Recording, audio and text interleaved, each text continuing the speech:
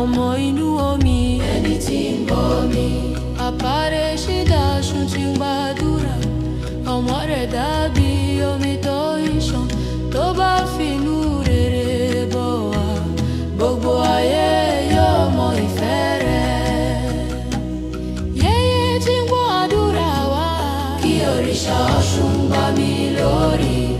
Ẹwà rẹ̀, inú rere rẹ̀, kó mi sínú ìbùkún rẹ̀. Ọ̀ṣun Aparecida, tọ́jú mi, ṣí ọ̀nà fún ìbùkún, fún àlàáfíà. Ọ̀ṣun Aparecida, olómi ayé wa, bá gbogbo ọmọ rẹ̀ fi àánú san wá. Yèyé Ọ̀ṣun Aparecida, dúpẹ́ o. Yèyé Aparecida, Ọ̀ṣun yóò lómi. Orí ògbé mi, ọmọ inú omi. Ní ọjọ́ ìbùkún, abẹ́ Ọ̀ṣun. Yèyé olókun, má ṣe fi mí sílẹ̀. Ògèdèrè, òṣùpá ayé wa, ọmọ inú omi, ẹni tí ń bomi. Aparecida Ọ̀ṣun tí ń gbàdúrà. Ọwọ́ rẹ̀ dàbí omi tó ń ṣàn. Tó bá finú rere bọ̀ wá, gbogbo ayé yóò mọ ìfẹ́ rẹ̀. Yéyé tí ń gbọ́ àdúrà wa, kí òrìṣà Ọ̀ṣun bá mi lórí. Ẹwà rẹ̀, inú rere rẹ̀, kó mi sínú ìbùkún rẹ̀. Ọ̀ṣun Aparecida, tọ́jú mi, ṣí ọ̀nà fún ìbùkún, fún àlàáfíà. Ọ̀ṣun Aparecida, olómi ayé wa, bá gbogbo ọmọ rẹ̀ fi àánú san wá.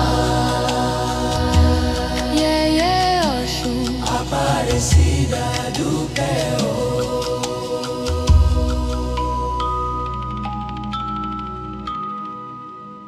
Yèyé Aparecida, Ọ̀ṣun olómi.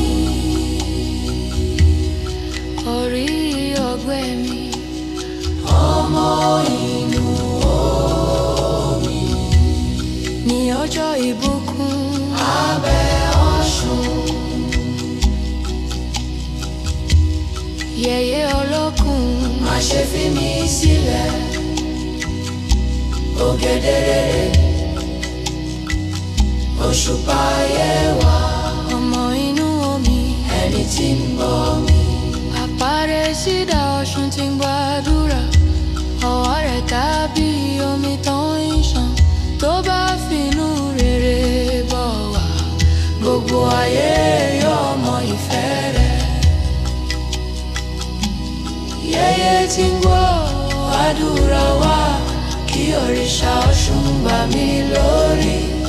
Ẹwà rẹ̀, inú rere rẹ̀, kó mi sínú ìbùkún rẹ̀. Ọ̀ṣun Aparecida, tọ́jú mi, ṣí ọ̀nà fún ìbùkún, fún àlàáfíà. Ọ̀ṣun Aparecida, olómi ayé wa, bá gbogbo ọmọ rẹ̀ fi àánú san wá. Yèyé Ọ̀ṣun Aparecida, dúpẹ́ o. Yèyé Aparecida, Ọ̀ṣun olómi. Orí ògbé mi,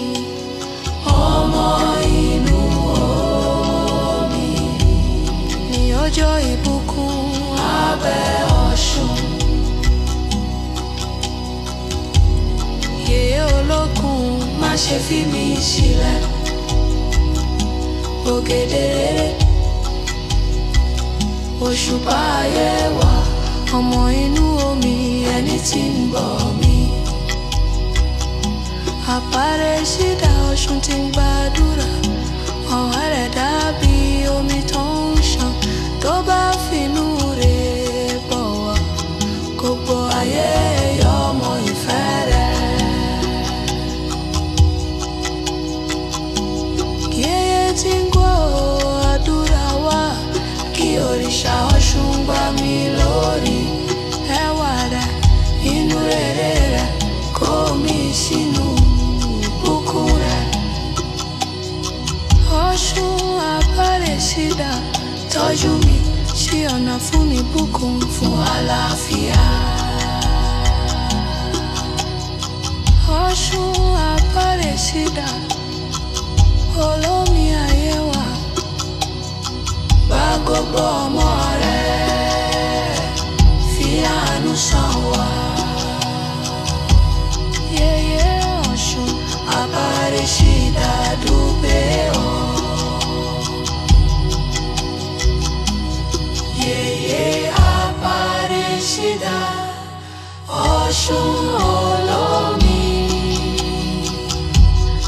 orí ọgbẹ́ mi, ọmọ inú omi, ní ọjọ́ ìbùkún abẹ́ Ọ̀ṣun. Yèyé olókun, má ṣe fi mí sílẹ̀. Ògèdèrè rà.